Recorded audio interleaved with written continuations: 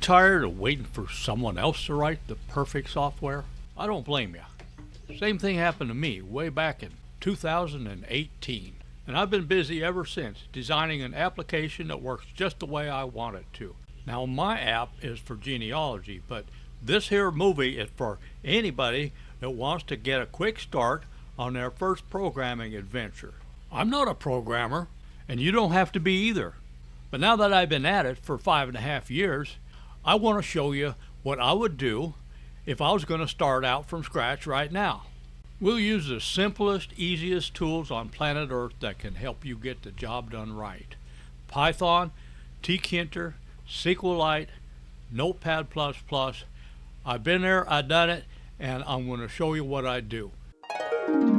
Here's python.org. Python is a programming language that lets you work quickly, and that's our whole reason for using it.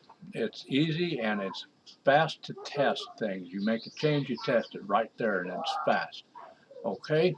And then later on, if you create a working model in Python and you want to use a different programming language, one that runs faster, for example, then you can translate your Python working model into any programming language you want.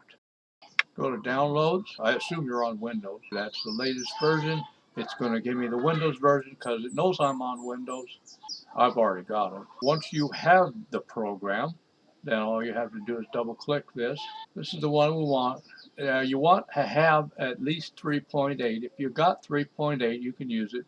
3.9, 3.10, 3.11, 3.12.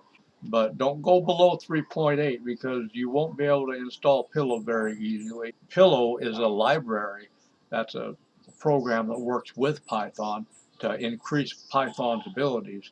It actually works with Tkinter, which is the graphical user interface widget tool set that comes with Python. The purpose of Pillow is so that you can use JPEG, PNG, and not just GIF. Double click this to start the installation. Idle is a IDE that's like fancier than a text editor, but just use a text editor. Idle is a rudimentary IDE, so it's some ways fancier than a text editor, but in other ways it's not as good. So don't worry about Idle. Pip comes with Python. That's what we use to install Pillow. We want to go down here and don't forget to click add python.exe to your path. Very important. Then you just click install now. I need to reinstall it because I uninstalled it just for fun. So I can do this and show you how fast it is. I could just keep talking, but I'm going to stop here and put this on pause. Just assuming that it's going to take a few more seconds. Well, hang on. It's almost done. Did you notice how easy this is? I can just do it with one eye closed, right? Anybody can install Python. I'm going to stop talking here for a second. Oops, didn't have time to turn off the camera. Look at that. That was easy. Close. Python is now installed. This is Windows 11, so this is how you find a new program in Windows 11. One way to do it. This will open the Python terminal. Don't be afraid of these little black windows. This is our friend. It makes things so much simpler once you stop being afraid of these. By the way, if you're already a programmer, you're in the wrong place. This here movie is for beginners. I am not a programmer or a programming teacher. I'm here to show you how to get started. The widget toolkit, the graphical user interface that comes with Python is the one we're going to use. That keeps things simple. And if you want to rewrite it later in something else after you know what's going on, go ahead. I suggest you give DearPy GUI a try. And it works in Linux too. I've tried it in Linux. We're going to show that Tkinter is already here. We don't have to do anything except install Pillow. Import Tkinter as TK. We'll explain all this stuff in subsequent movies. Now we're going to just write a simple Tkinter app. Root equals tk dot.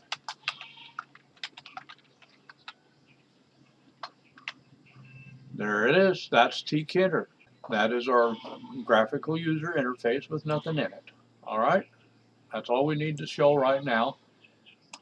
We'll do much, much more in subsequent movies, and starting in the very next movie where we're going to make a color scheme changer for our app. Genealogy software applications in particular are woefully lacking in this respect. In fact, I haven't found one genealogy software application anywhere on earth where you can change both the background color and the font color. Okay, now think about it. Is that woeful or not? Alt F4 will close that window without the mouse. Now you want to open up the Windows terminal. Just type CMD in the start search thing and there it is. Command prompt. It has many names, CLI, terminal, etc. We're going to use this to run SQLite, but not right this minute because we have to install something first. SQLite comes with Python except for the terminal tool, and Pillow has to be installed with pip, which is a Python package manager. Easy schmeezy.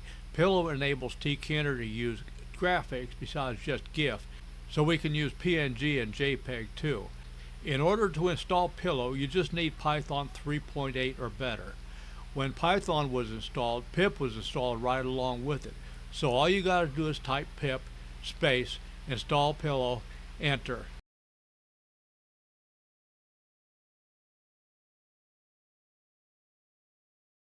I already have it. There you go. That took about 2 seconds less than installing pip from scratch. I already have it, but if you just installed Python for the first time, you don't. Believe it or not, we're almost done. Go to SQLite.org. It's a public domain, like the app that I'm making. It's public domain also. Anybody can use it. Let's just download it. This is version 3.45.1. I assume you're on Windows. If you're not, you probably don't need any instructions from me. This is what we want. We want the command line shell program. It's one of those little black terminal windows, but it's for SQLite. I assume you have a 64-bit computer. I used to have a 32-bit, but it failed me once or twice. That's where I'm going to save it. This is not what you'd call an installation as such. It's just a file. It's a zip file. Here is the zip file. Here's today, February 12th. This is what I just downloaded. So we're going to right-click, extract all, and I'm going to put it in a special place.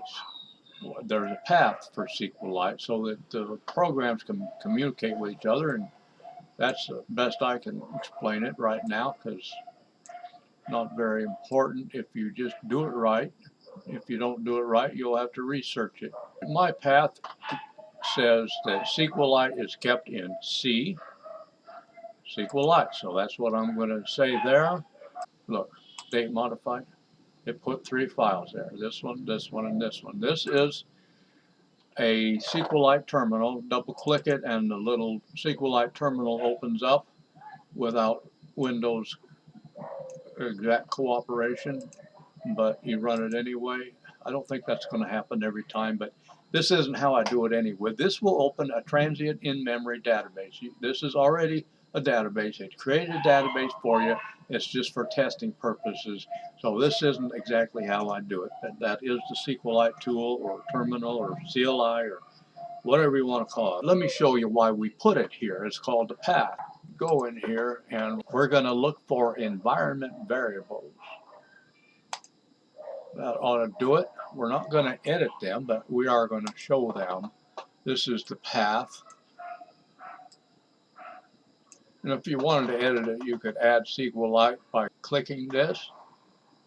But there it is. You see there's a tiny little letters. Huh? I'm going to take the blue off. I can see that better. This is what we're looking at, the path. Python puts itself in here automatically also. That was a little box you checked earlier. If this is not here, then you'll want to add it. Just between the semicolon and the semicolon. C colon backslash SQLite semicolon, and you put it in, just add it to the end. But It's probably there, but if not, then go ahead. You're not going to hurt nothing by putting it there. And that it will cause things to work right. I'm not going to try to explain it in a technical way. If you do click on the path to edit it, or like that, edit, it's got a line for each one, and then it adds the semicolons itself. This is Windows 11. Okay, so I guess you just put it here. That's how you would do that. And don't change anything. Just add SQLite just like that if necessary and go OK. Now let's talk about text editors and IDEs. Let's not talk about IDEs. You don't need one. You're a beginner. Don't get an IDE. That's why I don't use idle. It's a bad IDE. Okay, we don't need IDEs. It's too many bells and whistles for a beginner. In fact, when I use a text editor, I turn off suggestions. You know, when I start typing, I don't want the program to suggest how I should finish my sentence or my command. I don't want that. It covers what I'm trying to type. I just don't like suggestions. Okay, but that's up to you. You can turn off suggestions in your text editor too. Sublime Text is not free, but you can get it for free and use it as long as you want, and they'll just keep sending you notices. So if you're planning on using Sublime Text, you should pay for it. And Notepad++ is totally free, but it only works in Windows. Sublime works in Linux also. The reason I suggest one or the other of these is because they're basic. They work great for beginners. They're not, you know, so full of bells and whistles that you can't see the forest for the trees. You can easily see how to +use them. They're basic, but they got lots of good stuff. And most importantly, they both have a macro. I use macros in Notepad++. I use macros to run a Python program, for example. I use macros to make a rollback copy of a file that I'm working on from time to time. Okay, so I use macros all the time. I've been using macros since Word 6, back in the cave days. All right, so let's go to the download page. Notepad++ is totally free. Sublime Text is, I think, just as good, but it's not the one I use. Current version. Go ahead, download it. You know how. Install it. You know how. Turn off the suggestions if you want. Change the theme if you want. What I'm going to show you on Notepad++ is the important part, how to run a Python program from within Notepad++. I found the answer, or part of the answer here, but this is the full answer. You can actually run a Python program from Notepad++ just by hitting F5. And then a little window opens and you go find the program you want to run. That's a lot of work. I don't want to do that over and over all day long, right? So instead, I click Save, and then we're going to give it some hotkeys, a keyboard shortcut. And I use, for example, I use Control, Shift. It doesn't matter what I use. You can use what you want. Numpad star. Okay, now you give it a name and click OK. I already have it. That's why it says conflict found. But here, this is what you're going to run, and that's where you put this text, this exact text. So copy that off the screen, make sure you get it right. That's what you put in this. See, it's a command that runs Python a certain way. And if you want to know the details, read this, go here, or just do what I just told you, and that should work. And then in order to run a Python file, all I got to do is go and run my whole app, because this is my root module and my big app that I've been working on for over 5 years. Shift Control Star, that runs my whole app. Okay, this is the app I've been working on for 5 years.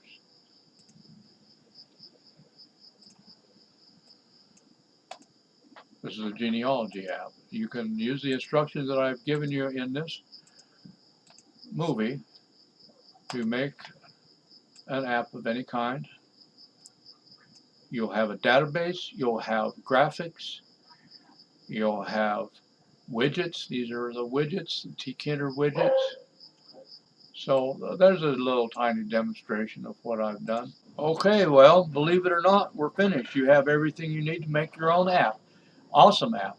You've got SQLite, you've got Tkinter, you've got Python, you've got Pillow. You're ready to go. So in the next movie, we're going to start on our app. It's going to be a genealogy app. And our first feature in our application is going to be able to change the background color. You notice I like dark backgrounds so that I could look at the computer without going blind. Thanks for dropping by.